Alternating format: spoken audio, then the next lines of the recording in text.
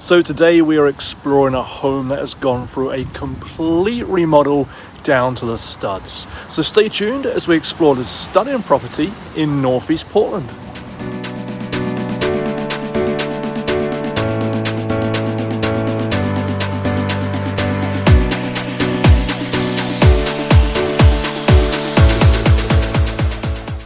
So this property is located in the Sabin neighbourhood in Northeast Portland. Now this is a highly desirable neighbourhood as it is just north of Fremont Street, where you'll find several cafes and restaurants. Now I live in this area and two of my favourite spots are right around the corner. You've got Gilda Cafe and also Luca's Restaurant, which is one of my favourite local restaurants, and it's about 4 blocks from this property.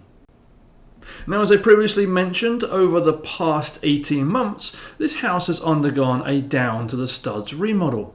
The property sold to a developer back in March 2022, and at that time it was a modest 2-bedroom, 1-bathroom house.